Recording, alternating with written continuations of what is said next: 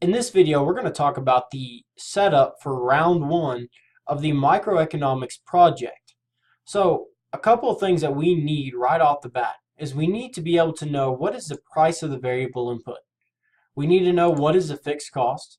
We also need to know what is the price of the output. We also need to know the input to output relationship. All this is given to you in your project.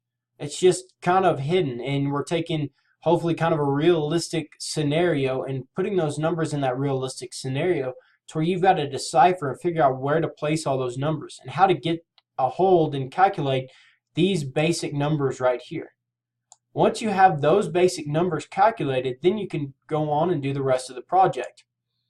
So as you see here, this is kind of the way I would like for you to set up each one of your individual scenarios. Or in this here, you're going to have to come up with each individual cutting.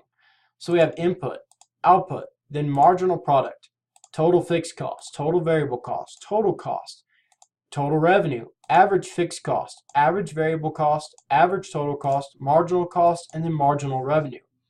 What I would suggest is go for the very first cutting. The very first cutting that you're going to have to come up with all these numbers for, and lay out your table just like this. Get it with these same columns in this same row. And then go in there and use the information that you've already found that we talked about over here to start filling in all of these individual columns. So you just kind of go through and you fill in all these columns, and as soon as you have all these columns filled out, you've already got the legwork for how to do all that. Then the next thing that you need to do is you need to go in there and actually create the graphs. Now, before I create the graphs, I want to kind of make a little point here. These first, all of your totals, your total fixed cost, total variable cost, and total revenue, all of that is going to be calculated on a per fixed unit basis. So it's going to be on a per fixed unit basis. Now, in this case, the fixed unit might be the actual cutting. Or the one that I would actually prefer you to do it as is find it on the cost per acre. So we're going to be figuring out what is the total fixed cost per acre. What is the total variable cost per acre? What is the total cost and then total revenue per acre? Whereas whenever you calculate your averages and then your marginals over here, all of these are going to be on a per output basis. So here we're going to be calculating it on a per tonnage. So whenever we figure out the average fixed cost, we say it's average fixed cost per ton, average variable cost per ton, marginal cost per ton, or the marginal revenue per ton. So once you have all this calculated, then we can actually go ahead and make the graphs. Now I'm going to be using Google Sheets for this particular video, mainly because I'm more familiar with Google Sheets. So I'm going to make a graph that looks at all of our totals, our total fixed cost through total revenue. So I'm going to say insert chart, and what I'm going to do is that first and foremost I'm going to highlight all of this. Say insert chart. Very first thing I'm going to do is I'm going to switch this to a smooth line chart. It's just the one that I prefer. And then the next thing we need to do is we need to add this x-axis. Because right now this is not the correct way, because we need to have our x-axis as output, when right now this is actually reading it as input. So we're going to say, all right, our x-axis is going to be our output. And now our graph looks a little bit more correct. I'm going to say click down here and I'm going to say use row 6 as headers, to where I now have the different headers. The next thing that I'm going to add is I am going to add a couple of titles. I'm going to add a chart title and just say maybe cutting 1 totals, something like that. Just give it a little bit of a chart title. I'm also going to add a horizontal axis title. Horizontal might be something along the lines of ton per acre or output. And you can see as I'm typing it, it automatically places it down here. Then I want to also add the vertical axis title. the vertical axis title might be something like price. Or we can do, say, something like price per acre. And now we have a completed chart here. And what I would suggest is as you go through this, and you're going to have to make 2 or 3 of these tables, get all of your graphs for this first table done. Get it completely correct.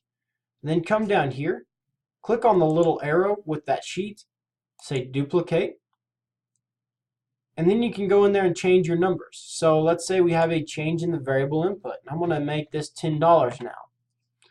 See, it automatically changes my numbers here. I'm going to redo that just so you can see that again.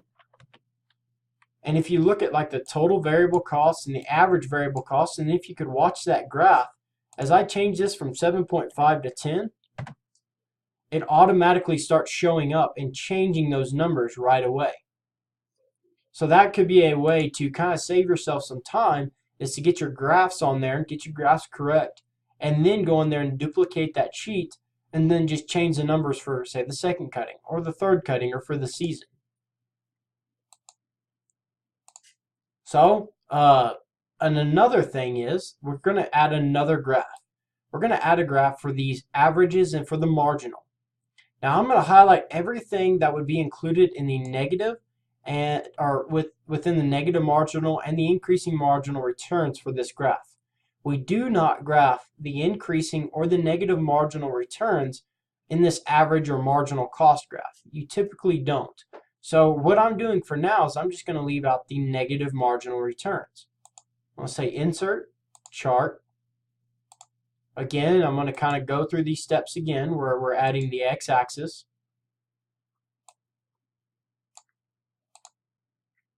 I need to go in there and actually change a couple of things.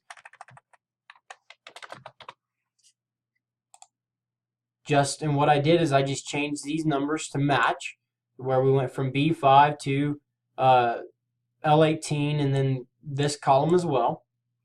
And then the next thing that I need to do is I need to come in here and customize this chart again. So I'm going to call the chart title, we'll call it Cutting 1 and Marginal and Average. We'll go ahead and add the horizontal axis. And this horizontal axis, we might just say it should be tonnage again.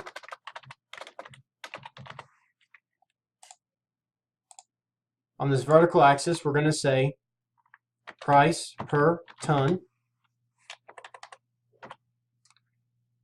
Now we want to go in here and actually kind of make this a little bit more readable.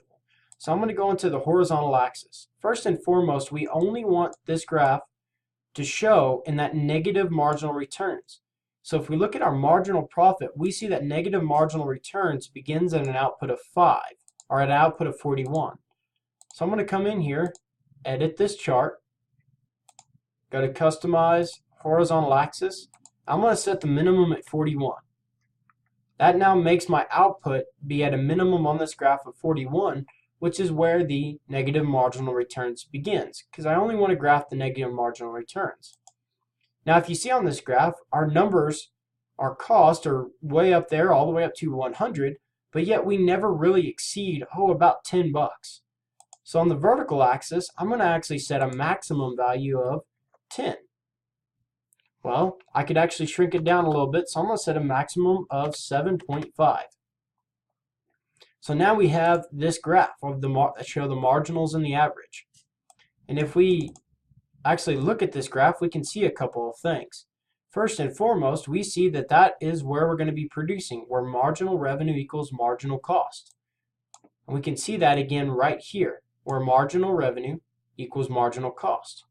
And that is at an output of, in this example, of 90. We can see that at an output of 90, we're producing right there, because that's where marginal revenue equals marginal cost. The next thing we see is where marginal revenue crosses average, the marginal cost crosses average total cost. That's our break even. And where marginal revenue crosses average variable cost, and that's going to be our shutdown point. So hopefully this video kind of helps you out in getting you started on how this thing actually kind of needs to be laid out and set up. Please let me know if you have any questions.